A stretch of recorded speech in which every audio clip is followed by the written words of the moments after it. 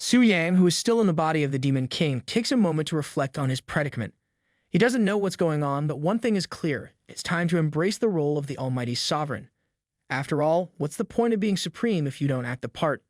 And for offenses like overstepping their bounds, his servants clearly need some correction. Gripping the hunter's whip with as much authority as he can muster, he lands a firm strike on the demon lady's apple bottom. She cries in pain, but Su Yang quickly notices something strange.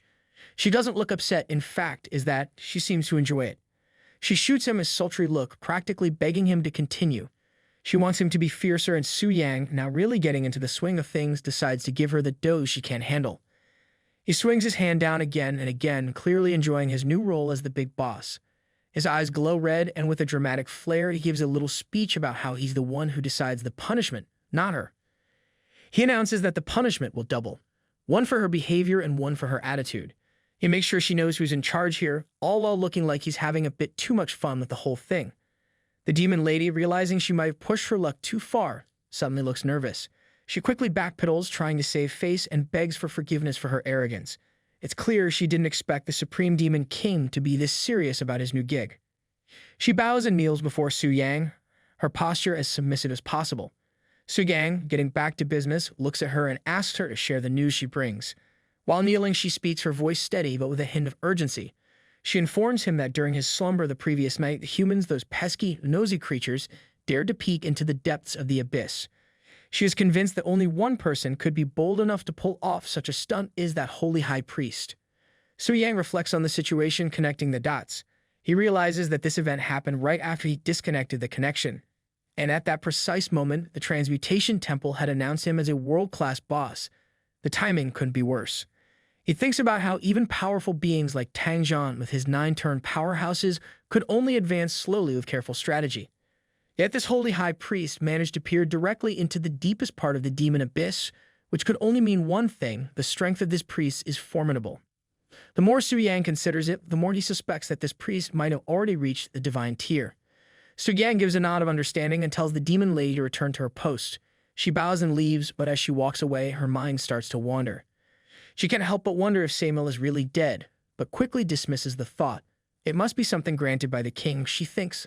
The mortals couldn't have stirred him to such fury so fast.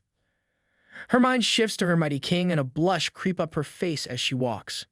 She gets a little lost in her thoughts, thinking that she'd do anything for him, even if it meant throwing herself into a pit of danger.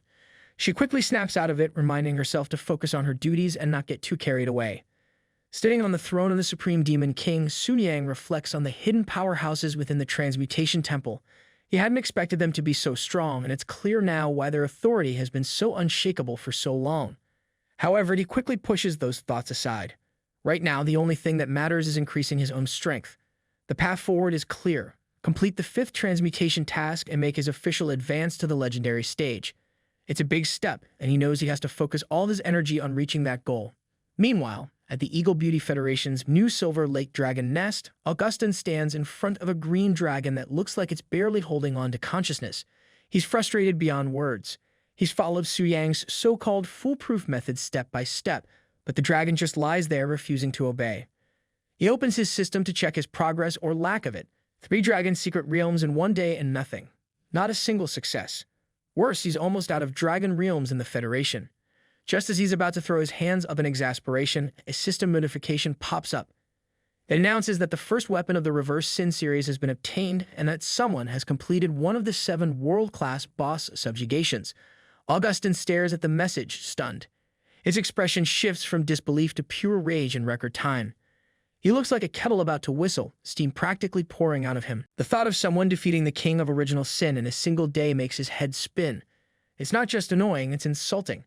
He wonders who could have pulled off something so outrageous.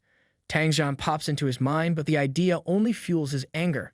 Meanwhile, the green dragon lazily opens one eye, probably wondering if Augustin plans to leave anytime soon or just stand there fuming all day. Augustin's eyes glow with a fiery rage as his anger boils over. To him, this is not just about someone breaking the rules, it's an insult to his beloved High Priest Euphemia. He clenches his fists, vowing that anyone bold enough to disrespect Euphemia, and by extension himself, will face consequences they'll regret. His fury simmers, promising retribution for this audacious act.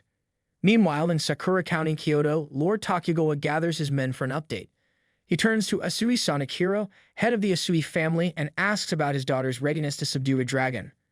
Asui, with a composed yet determined air, shares the latest news. Word has it that the black dragon has already been subdued by some genius, raising the stakes for Sakura County. They simply can't afford to lag behind. Asui assures Lord Takugawa that while the black dragon may be off the table, their plans are far from over. Negotiations with Longsha continue, and they've arranged for his daughter to face a red dragon instead. Unlike the fearsome black dragon, the red dragon presents a far lesser threat. Based on his daughter's abilities, Asui confidently estimates a 70% chance of success.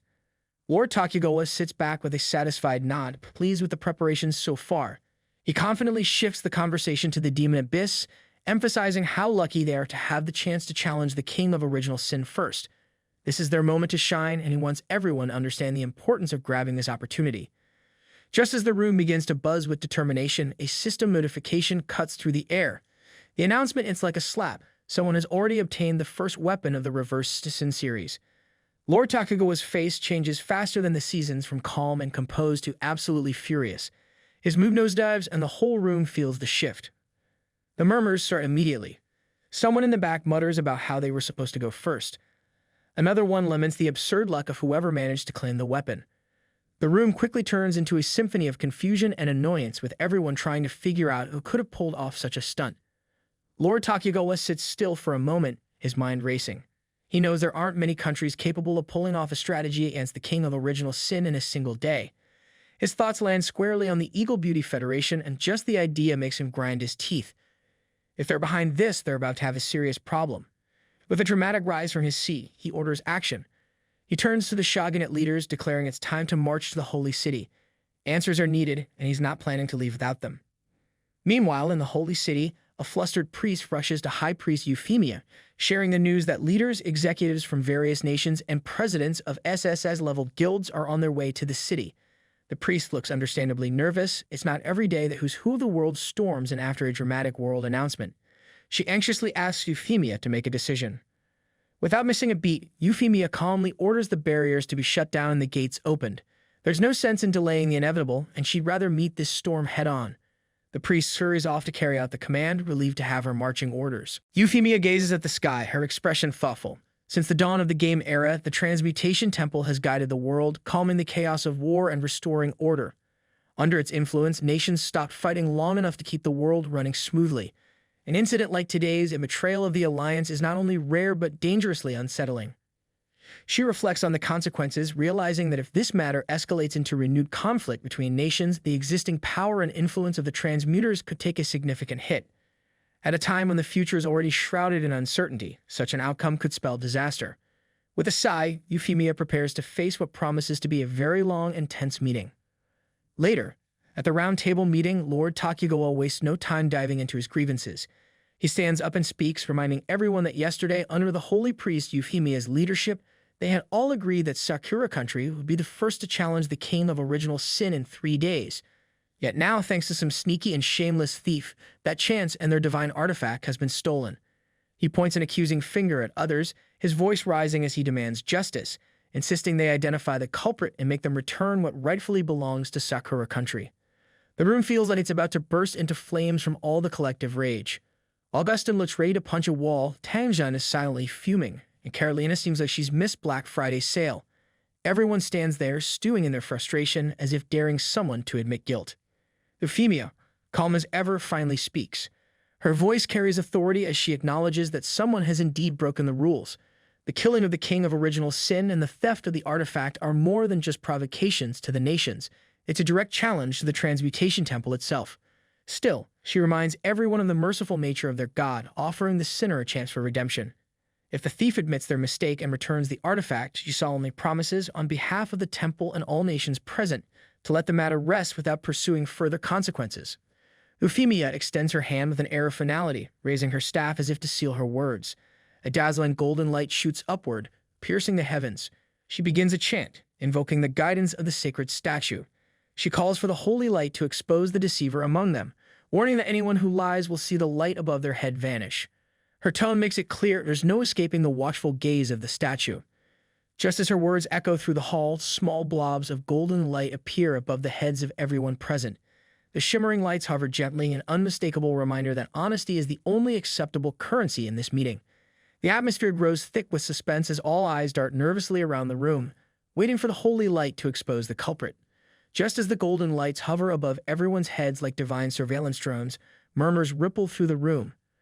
A blue-haired girl leans over to the man beside her, whispering nervously, asking if he's noticed any lights disappearing. The man squints dramatically, muttering that he hasn't seen anything vanish, probably because his eyes are practically blinded by all the glowing orbs. Carolina pipes up, pointing out that it seems no one is lying. She frowns, clearly puzzled, and starts wondering aloud if the culprit is too scared to show up at all. She is annoyed that even the villains aren't playing fair. Tang Zhan, who has always been the one to stir the pot, breaks the moment of relative calm. He mentions that there's still one person who hasn't been subjected to the temple's glowing lie detector. The room collectively stiffens as all eyes turn toward him. Augustin, his eyebrows shooting up, immediately jumps in and asking Tang Zhan what exactly he's trying to say. His tone is sharp, almost daring Tang Zhan to cross a line. But Tang Zhan is not someone to back down. He casually drops the name High Priest Euphemia. All eyes turn to Euphemia, who seems hell annoyed. Her face says it all. Things are about to take a very messy turn, and she knows it. The room falls into an uneasy silence, the kind that feels like the calm before a storm. Thanks for joining today's adventure in the world of power plays, divine schemes, and epic showdowns. If you enjoyed, be sure to hit that like button, share your thoughts in the comments, and subscribe for more action-packed recaps. Don't forget to turn on the notification bell so you never miss a beat in this unfolding saga.